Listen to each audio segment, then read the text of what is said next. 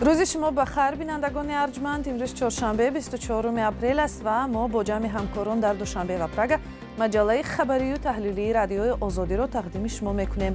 امروز هم خبر زیاد است و حالا نخست با موضوعهای این برنامه شناس شوید. هزارها شهروند تاجیکستان در گذرگاه مرزی بین قزاقستان و روسیه درماندند. تفتیش در سرحد پیش از درآمدن به روسیه سخت‌تر شده است. در یک شبانروز 10 تا ماشین می‌دروید. توالت میمونه رفتن، نه آب هست. در ساعت‌هایی که پرزیدنت تاجیکستان با رهبریت ایتالیا مذاکره می‌کرد، پلیس روم 8 عضو گروه 24 را بازداشت نمود.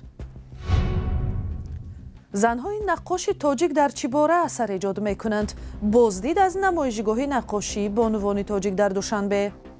زنها با موضوعات اعتراضی رو بیارن و آنها را بر روی تصویر بکشه، باعث از این میشه که مردم آنها را دیده و صدای آنها را بشنوند. و برنامه رو از خبری در سرحد قزاقستان و روسیه شروع میکنیم. درست شد در یک گذرگاه مرزی بین ولایت‌های ارنبورگ روسیه و اورال جنوبی قزاقستان 10 ماشین با مسافران تاجیک درماندند. سرحدبانان روس هر یک مسافر را موشکافانه تفتیش و سوال و جواب میکنند. برخی مهاجران این را یک پیامد دیگری حمله به کراکوس نامیدند. زرنگیزی نوروزشاه گزارش میدهد. Мы находимся на границе Казахстана и России, между Россией и Казахстаном. ما در بین قزاقستان و روسیه در منطقه هایل قرار داریم. از روز 22 اپریل در اینجا هستیم و ما را به حدود روسیه راه نمیدهند. مراجعت ویدیویی مهاجران تاجیک که در بین دو کشور ماندند. اینجا نزدیکی گذرگاه بین المللی سرگرچین ارنبورگ است. 180 ماشین با مسافران تاجیک در این منطقه مرزی انتظار دریافتی اجازه برای ورود به خاک روسیه هستند. 2 روز باز 10 نفر شب را در ماشین روز میکنند. سریع ماشین است که همش نمیر تاجیک‌ها. دیگه ملت نه، دیگه ملت به واسطه ما رفته است. سبب جمع آمدن ماشین و مسافران زیاد همین بوده است که در گذرگاه ارنبورگ مهاجران تاجیک را به تنهایی و با دقت تفتیش و بازپرسی میکردند. مقامات روسیه هر یک کدامش را درآورده عدل پرسیده است شما برای چی آمدین؟ با چی خاطر آمدین؟ تلفن‌هاشون رو گفته دیداستین. به حد وضعیت بزرگ. باز کمتر هوا خنک شد، باران بارید، مردم درین ماشین با درمان شیان.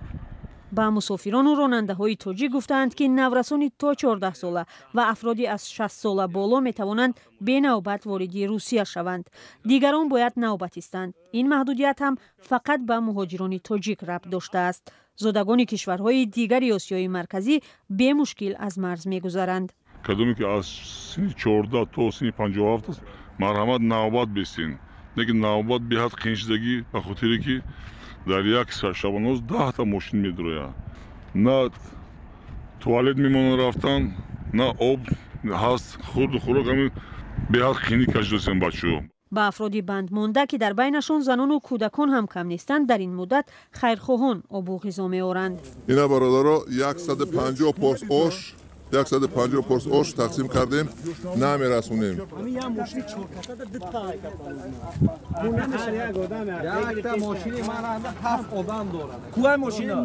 در 2 روز به گفته مصاحبان ما تنها به 20 ماشین اجازه ورود به روسیه داده شده است. مرز قزاقستان با روسیه یک راه اصلی سفر شهروندان تاجیکستان به مسکو است. سفارتخانه تاجیکستان در مسکو وضع را شرح نداده است، ولی مسافران تاجیک میگویند سفارت را از حال خود آگاه کردند، وعده کمک گرفتند، ولی وضع حالا به تغییر است. سبب رسمی تفتیش موشکافانه مهاجران تاجیک و مشکل شدن ورود آنها به روسیه معلوم نیست، اما اکثریت باور دارند این پیامدی حمله مرگبار در مسکو است که در آن شهروندان تاجیکستان گمانبر دانسته شدند.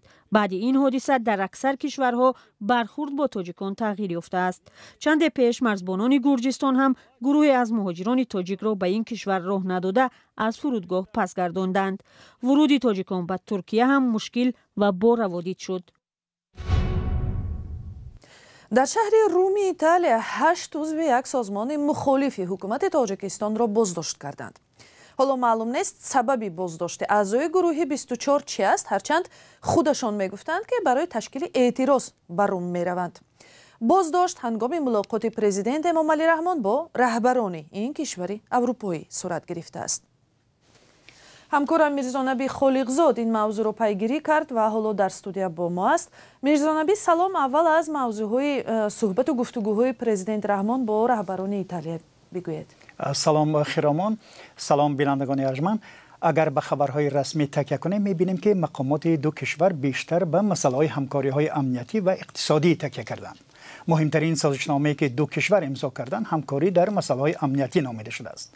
البته هنوز محتوای آن دسترس نیست، ولی پس از امضای سازشنامه رمضان رحیمزاده وزیر کارهای داخلی تاجیکستان با وزیر کارهای داخلی ایتالیا صحبت کرده است. در صحبت مسئله استرداد متهمان به جنایت در تاجیکستان بررسی شده است. رمضان رحیمزاده گفته است که بعضی از جنایتکاران به اروپا از آن جمله به ایتالیا با بهانه گرفتن پناهندگی سفر کرده پنهان شده‌اند. مخالفین میگویند که هدف مقامات بیشتر پناهندگان سیاسی است که آنها را تروریست و افراطگران نامیده تعقیب میکنند.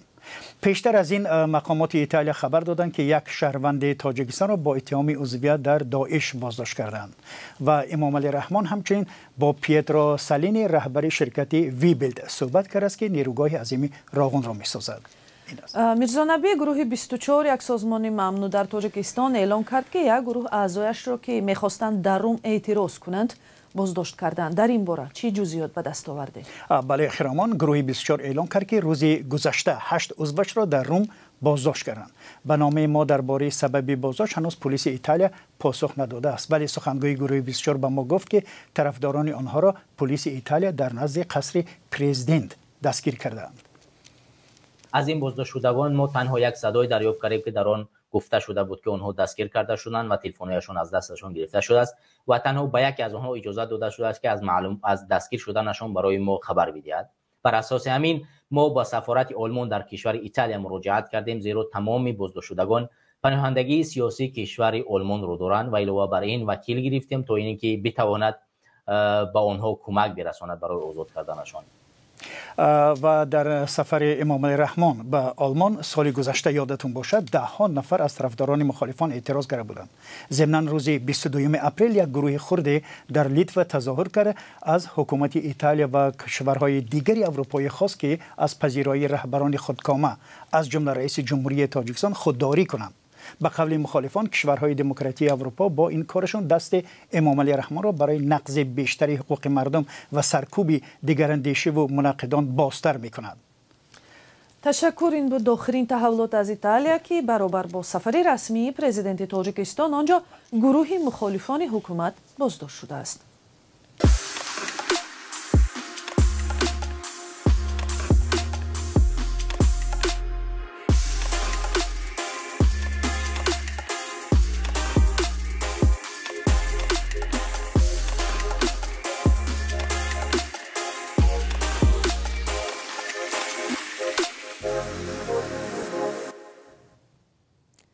دادگاه در دوشنبه قرار کرد که خانواده یک خدمتچی حربی از منزلی که سالها باز در آن زندگی میکرد بیرون کرده شود. گلنوره زیورشویوا میگوید شوهرش بیش از 20 سال در قوشون‌های مرزبانی خدمت کرده است و بعد اینقدر سال از منزل بیرون کردن آنها عادلانه نیست. دادگاه حلنامه خود را در این باره قانونی میداند. جزئیات بحث در گزارش همکارانم علیشیر ظریفی و شهلای عبدالله.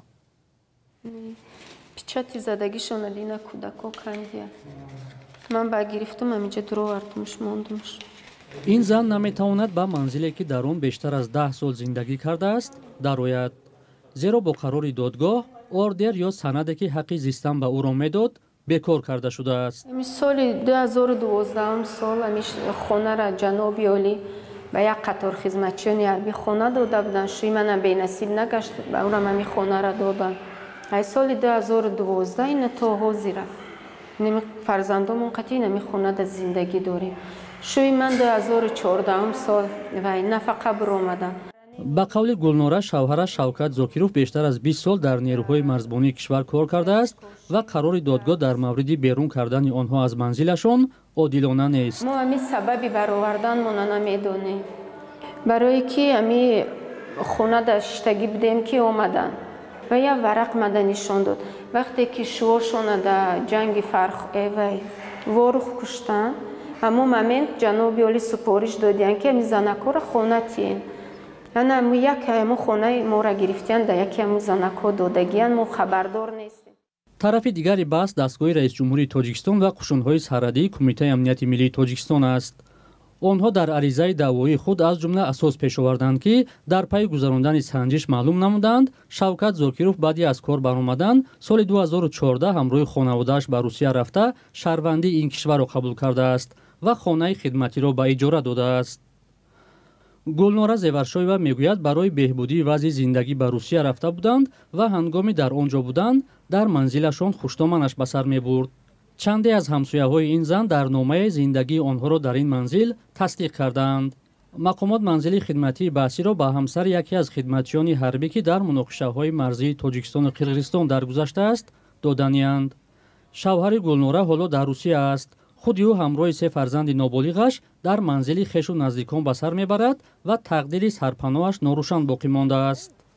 یک حقوقشناس مستقل به رادیو آزادی گفت خدمتیان حربی بعدی به نفقه برآمدن حق ادامه زیستن در منزل خدمتی را دارند و دریافت شهروندی روسیه اساس برای بیکار کردن سند اقامت نمی شود. همصحبت ما گفت ولی خدمتچی حربی به اجازه صاحب ملک یعنی دستگاه رئیس جمهور حق ندارد منزل را به اجاره دهد و بعض پهلوهای این بحث نیاز به تحقیق بیشتر دارد. و در دوشنبه نقاشی های 50 بانوی تاجیک را در نمایشگاه به معرض تماشا گذاشتند. همکاری ما ارشاد سلیمانی و امیر اسایف به تماشای آن رفتند. خانشین زیبا با لباس ملی و مادری مهربان.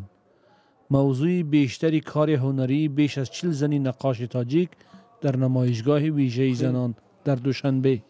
نقاشان میگویند این کارهای هنری بخشی از سخنان درونی آنهاست که میخواهند برای جامعه بیان کنند. در برابری هم زن مادر بودن تربیتگر بودنش باز زن ایجادکار است. زیبایی آفریده می آفرد، زیبایی ایجاد نموده ایستاده است. برای همین بیشتر زنها به موضوعهای زیبایی زن، زیبایی کشور، عموما زیبایی پرستی مشغول می شوند.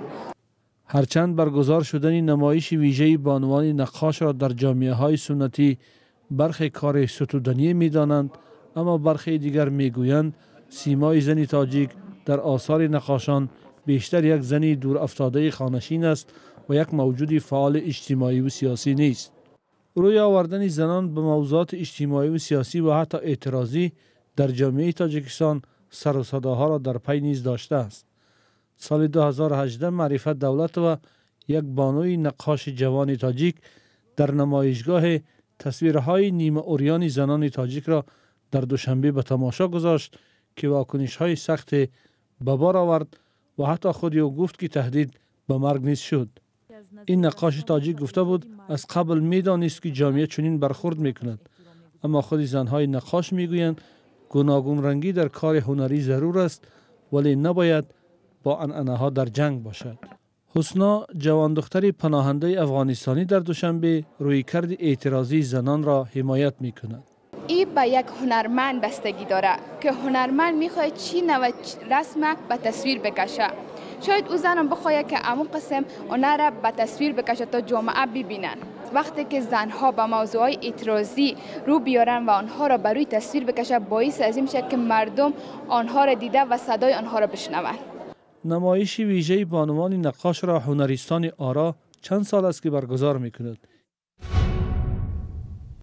در همین جا برنامه ما به پایان میرسد. تشکر که تا این لحظه با ما بودید.